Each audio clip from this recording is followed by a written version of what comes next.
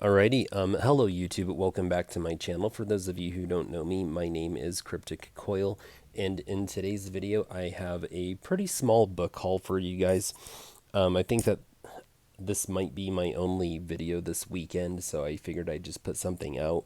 So I did go, hit up the thrift stores this weekend, and I came back with a pretty small book haul. Let's go ahead and knock these things out right away. So I picked up another copy of Goosebumps Deep Trouble. This was book number 19 in the series. I already have this copy, but I decided to pick this one up anyway because the spine is really healthy and holding on to all the pages, and the cover is holding on pretty well. The cover's a little bit beat up, but other than that, healthy spine and the cover's holding on, which is like super important to me. So I went ahead and picked it up just to be safe. And then I picked up this one, and I don't think I already have it. I didn't check when I got home, but this one is called Beware the Snowman. And I don't know if this is a Goosebumps 2000. I don't know if this is was part of the original Goosebumps line, but let's see.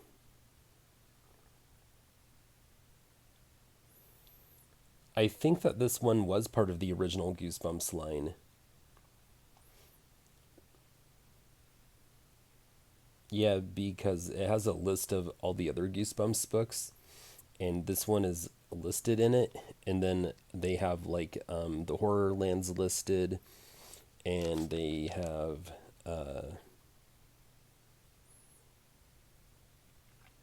a Goosebumps series with extra features. So, anyway, this is what the cover looks like, and the tagline on the front reads, "He's got a heart of cold." And the synopsis on the back for this one reads, "No melting allowed.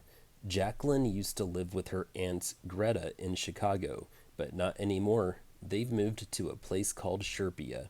It's a tiny village on the edge of the Arctic Circle.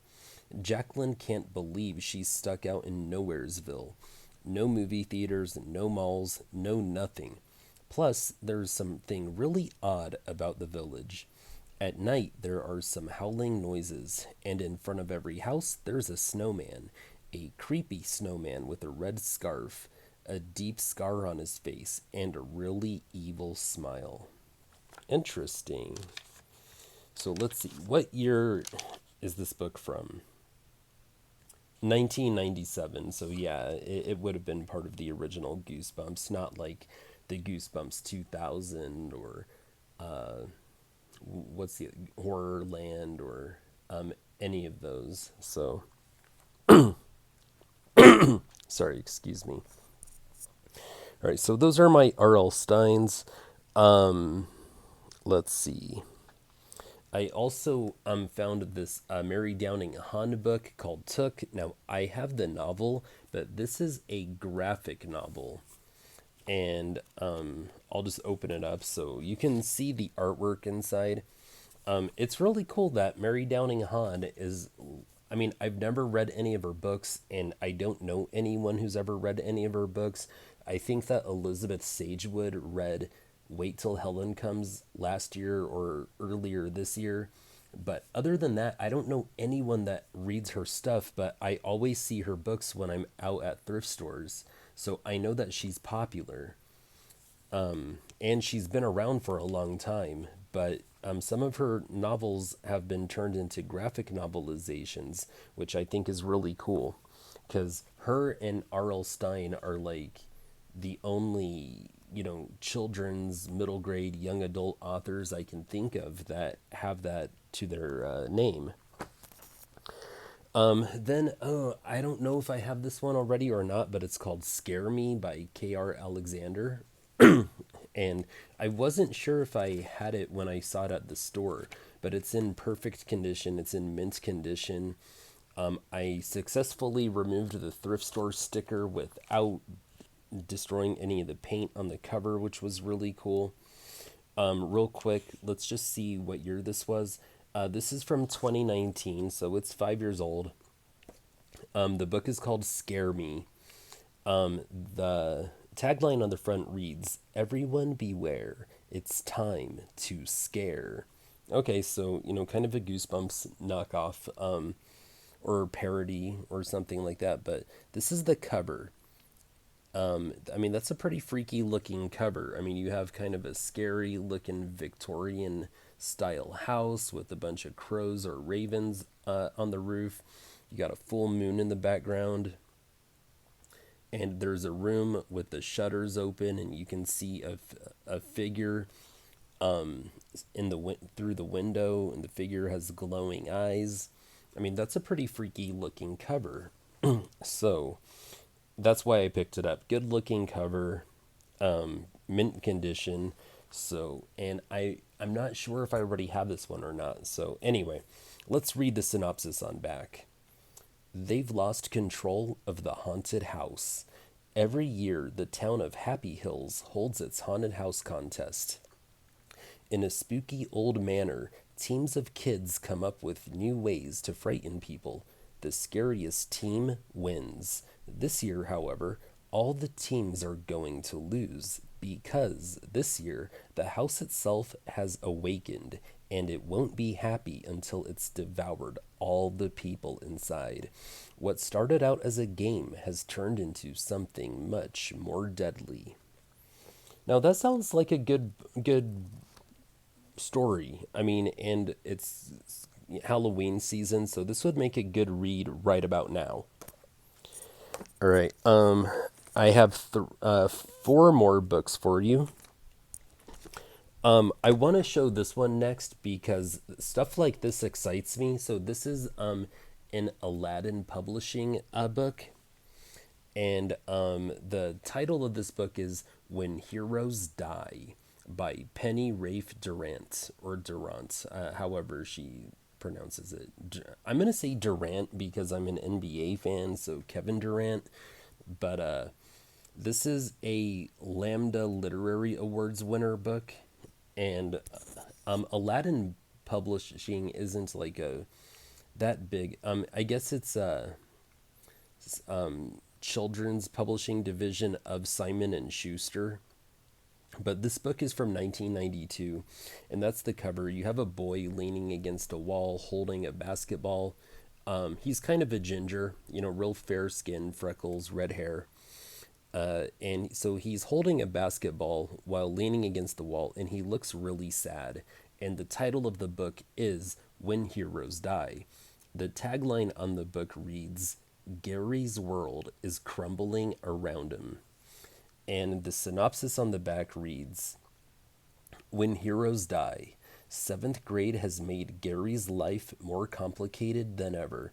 When beautiful Shanna Wright catches Gary's eye, he knows he can't rely on his best friend Sam for advice because Sam is just too immature.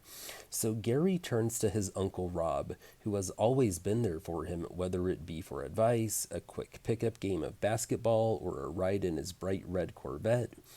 Yet all too quickly, Gary's world begins to crumble around him. Gary finds out Uncle Rob has AIDS and he's dying. Gary is losing his hero just when he needs him most of all." Okay, so that does sound like, an interesting book. I don't know if that's something that I would have chosen to read, but the reason I picked it up is because there's an about the author on the back underneath the synopsis. And get this, Penny Rafe Durant is a former elementary school teacher who is now a full-time writer and mom. Born, raised, and still living in Albuquerque, New Mexico, she first began to study the effects of the AIDS virus when a friend contracted the disease. So, some of you guys probably know that I live in Albuquerque, New Mexico. I've lived all over the country, but Albuquerque is home. And so I get really excited about, representation of Albuquerque or New Mexico in pop culture. If you watch some of my book hauls, you'll see that I picked up a book from a local author, or I was excited that Albuquerque or New Mexico got mentioned in something. And so this really excited me. This book is from 1992 and it is in mint condition. I mean, this thing is actually, this one is from 1995. It was copyrighted in 92, but this first Aladdin paperback edition was from 1995. So at this point, it's 29 years old. It's about to turn 30. And just great condition, local author, very cool. So I now have three more. I found this one. This is another Aladdin printing, and the title of the book is Bright Shadow by this author named Avi. I've seen some of their books around. I think I picked one up not too long ago, actually, maybe in my most recent book haul or the one right before that. Anyway, it's called Bright Shadow. And the tagline on the front reads, "Can Morwenna keep her identity a secret?" And look at that cover. So it's very, old timey. It looks, kind of middle agey. They're in a tower in a palace, and there's a young maiden and like some old dude on the cover. Let's go ahead and read the summary on back. Bright Shadow. In one day, Morwenna has gone from being the lowliest servant in the king's castle to the most powerful person in the land, for she has become the wizard, the bearer of the last 5 wishes in the kingdom. But with her new gift comes rules. She cannot wish for any more. She cannot wish for anything for herself, and if she speaks of them to anyone, both she and the wishes will be gone. Morwenna's gift is a great burden, or Morwenna's gift is a greater burden than she ever could imagine. Can she make the difficult, fateful choices which lie before her? And it says that Avi has written many exceptional books for young readers, including Wolf Rider, available from Collier Books. He makes his home in Providence, North Carolina. I wonder if AVI are his initials. So apparently it's a he. He's a he. It's like he's a baby or something. All right. Wow, this book was from 1985. And that reminds me, I picked this one up from the thrift store that is closest to my apartment. But last night I drove across town to another thrift store, and that's where I found this. So I was mistaken. This one is called Wolf Rider, A Tale of Terror, also by Avi, ABI. So on this cover, the V and the I are lowercase, whereas on this cover, the V and the I are uppercased. So I was mistaken. It wasn't my most recent book haul video or the book haul video before that. It was last night when I found this. Okay. So this book is called Wolf Rider, A Tale of Terror. And there's, a landline phone with a cord, a bloody kitchen knife underneath it. There's a young man on the cover holding a phone, and he looks very scared. He looks very worried. There's a crescent moon. This is a cool looking cover. So let's go ahead and read this one. Or let's go, there's no tagline on the front. Let's go ahead and read the summary on the back. The phone rang 3 times before Andy picked it up. "Hello," he said. A voice replied, "I just killed someone." Only Andy Zadinsky is convinced that the caller is serious, but no one else will listen. Not the police, not his friends, not even his father. They all say he's crying wolf. But when Andy decides to investigate, he discovers more than he bargained for. Nina Clemmer may not be the only target for murder after all. And let's see, this book is in like perfect condition. Apparently, he has a number of other books, but this one is from. Well, it was copyrighted in 1986, but I guess this is a second edition, and it was printed in, or well, okay, so I guess this is the second edition printed in 1993. So, I mean, it's already like, over 30 years old. So, this is a cool one. Wolf Rider by Avi. And then I have one more by Cynthia Voigt. And Cynthia Voigt? I have no idea how to pronounce that. I'm going to say Voigt. That's probably how it's pronounced in English anyway. All right, so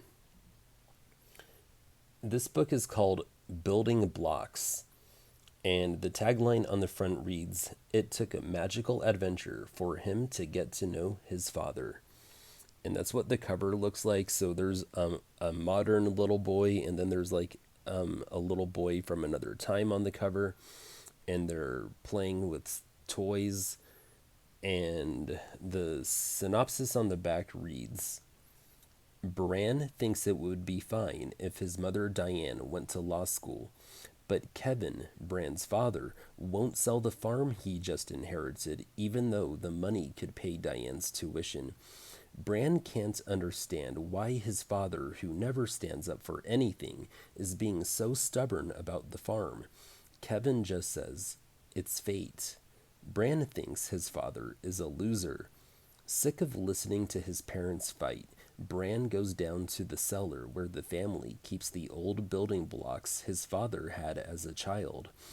Bran used to play with them, but today he just crawls into the fortress his father built and goes to sleep. When he wakes up, Bran is in a strange room, and in the room is a strange boy named Kevin. Gradually, Bran realizes that he's traveled into another time and place, into his own father's childhood, and in the course of one amazing day, he learns more about his father and about fate than he ever dreamed possible.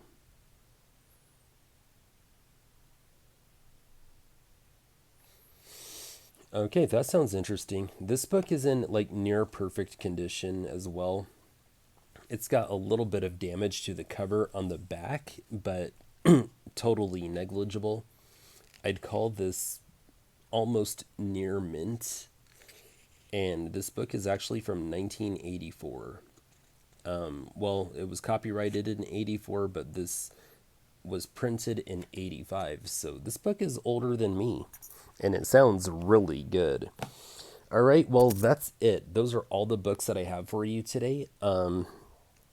I think this was a cool little haul. I need to go check out and make sure I don't know if I already have a copy of Beware the Snowman or not, and I also don't know if I have Scare Me or not, so I need to like check that out. And then I was really excited about finding another Mary Downing Hahn graphic novelization.